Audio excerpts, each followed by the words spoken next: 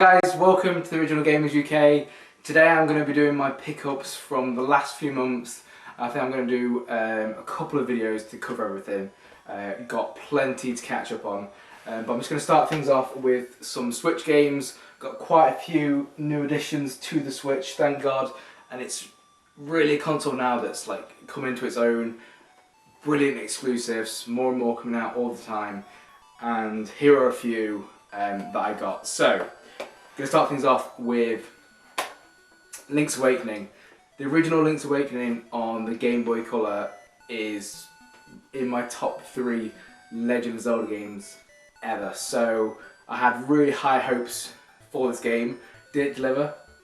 Yes, it did. It delivered because it was pretty much, the same game, just with a different art style. I will say it felt a bit too easy compared to the original. I don't know if that was being able to have more buttons assigned, which is a good thing. That's not a bad thing. But I think just the way you're able to not have to constantly pause it, that's a really good upgrade. But the overall difficulty, just in general, felt much easier on this, which was fine because it's like it allowed me to get through the game quite quick. But Game Boy Color version is still my favourite.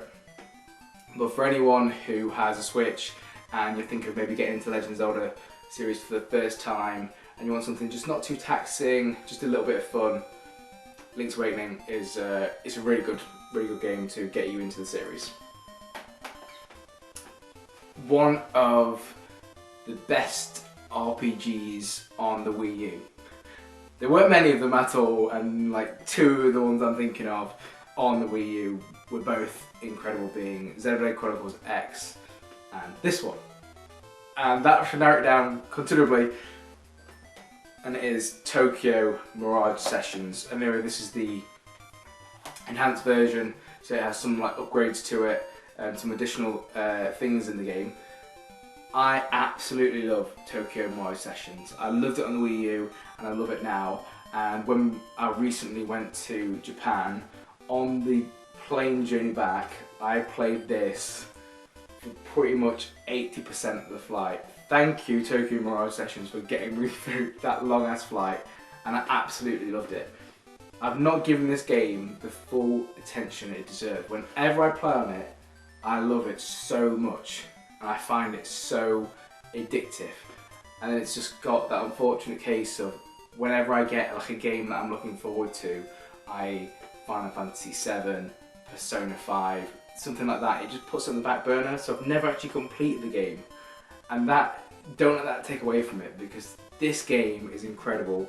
Anyone who is an RPG fan, if you haven't dived into it, try not to be put off by the really kind of OTT Japanese anime style of it. If that's not your thing, it still is just a true RPG to the core, and the carnage forms that you have with your weapons and using those weapons to then get all the skills inherited from them and then be able to upgrade, it's just, yeah, it's so good.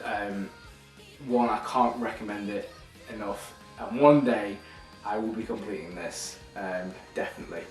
Also has an amazing soundtrack. One on most people's list for the Nintendo Switch, and lots and lots of hype around it. And I got this version of it, which is Pokemon Sword. So Pokemon Sword, Pokemon Shield. This is the first time I played a Pokemon game in so long. Absolutely ages. The last one of the series I played was Pokemon Ruby, and it was it was okay, but to me it's you've got the originals and Gold and Silver are good, but then the series has never really grabbed me. But then knowing it was a home console version, I wanted to play in it. I think I put in about 30 or 40 hours onto the game so far. Really enjoying it. I can't believe how many more new Pokemon there are, but what's more to say, it's Pokemon, you all know about it. I know there's DLC coming out for it. I'm not going to bother with the DLC, but the actual main game, I think there's enough content already there.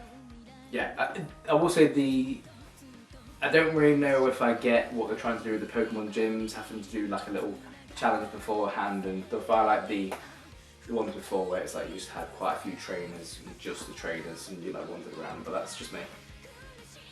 And then the most recent addition to the Nintendo Switch, Animal Crossing New Horizons.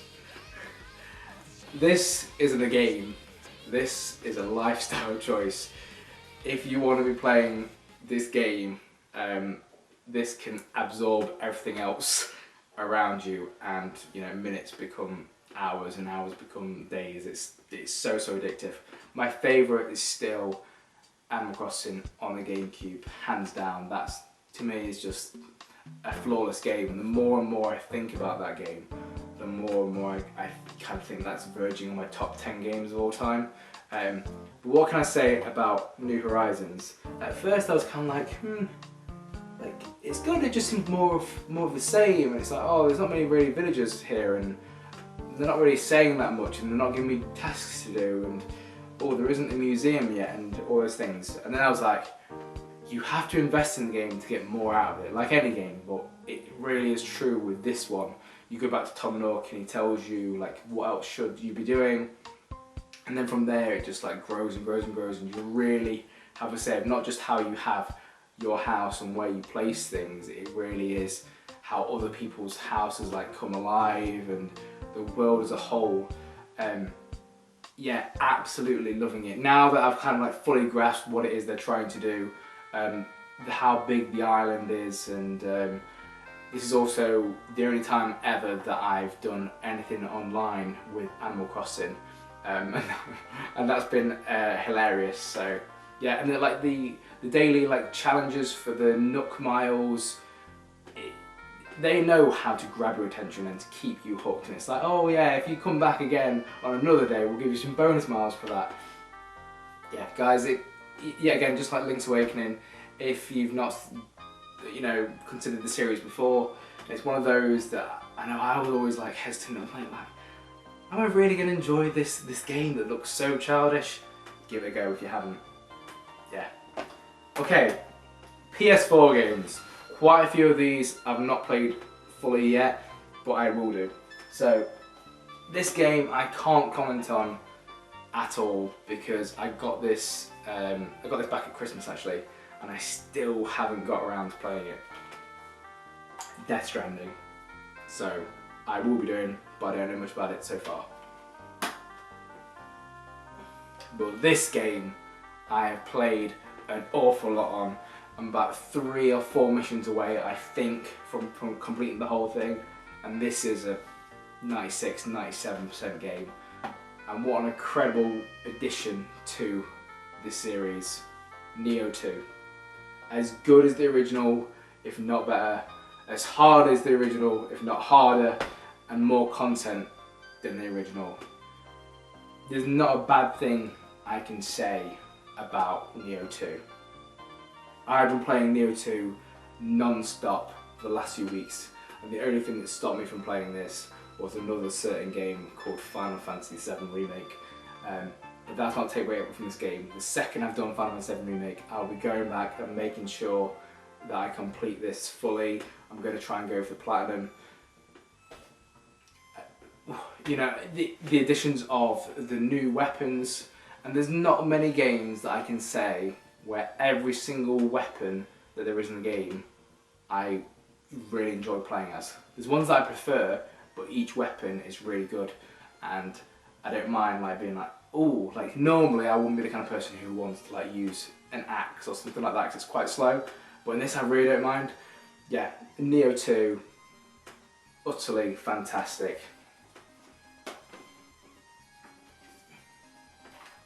Super Bomberman R.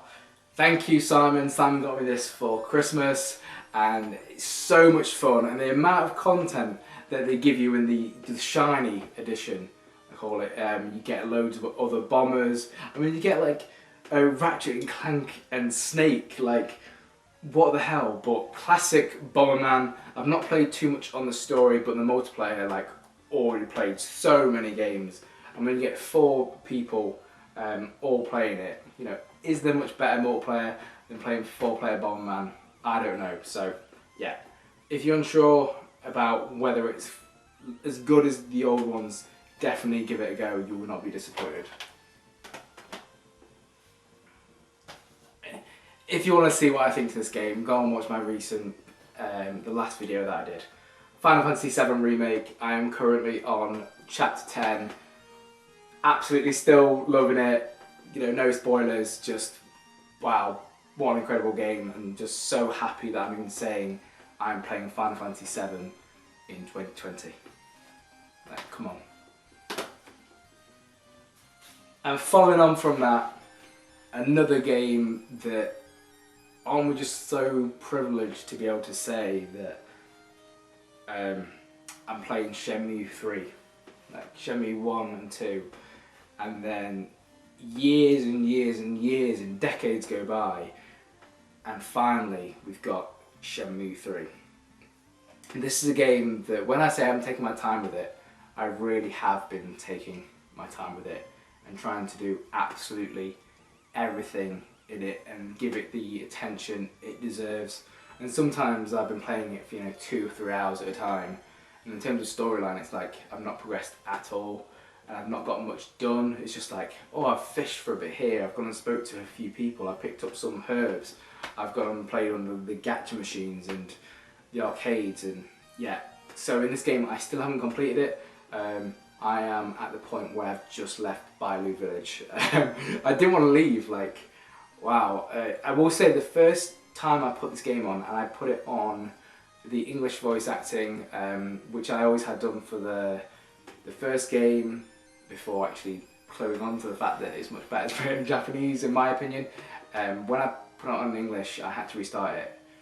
Like, I played 20 minutes and it was just really, really putting me off. It just came across more as like cheesy, but like, that used to work, but I wanted like a true experience of how it is, and so yeah. But guys, Shenmue 3, Final Fantasy VII, wow, what a time we are living in. And both the games, in my opinion, I say I've not fully completed both of them yet, but from what I've played, they deliver on it. And then the final game I've got is Days Gone. And what I'm about to say about this game will probably like shock you, because it's normally not my kind of thing, or not like a game that I would invest so much time in. But when I upgraded to a PS4 Pro, and the Days Gone just came with it. Didn't think anything about it, but I was like, you know, PS4 Pro, it's enhanced, I'll put it on. I'm like, these graphics are pretty good. Okay, these graphics are like incredible. Okay, the gameplay seems alright. I'm really enjoying this, and it just kind of kept on going.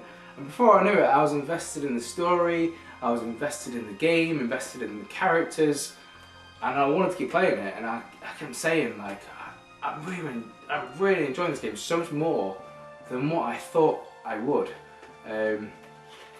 Yeah, and so it's like the I was trying to see which version it was, but it's just like it comes with a steelbook. It's kind of cool. But Days Gone, it definitely lends on other games for how you play it. It definitely has, you know, tones of Last of Us and Dying Light and things like that. But I'm going to make a statement now, and I don't want you to hate me for it. Isn't it good we can just all appreciate games and, like, you know, have different opinions on them? I prefer playing this to The Last of Us.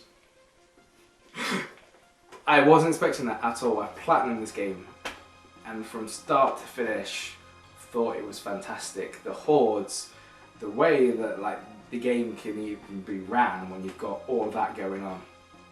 Yeah, wow. Days Gone, really, really, I'd say, brilliant game. So guys, they were some of the pickups I've had recently. I will be doing another video with some other games that I've picked up, and also some other things that's gaming related but not games that you may have missed.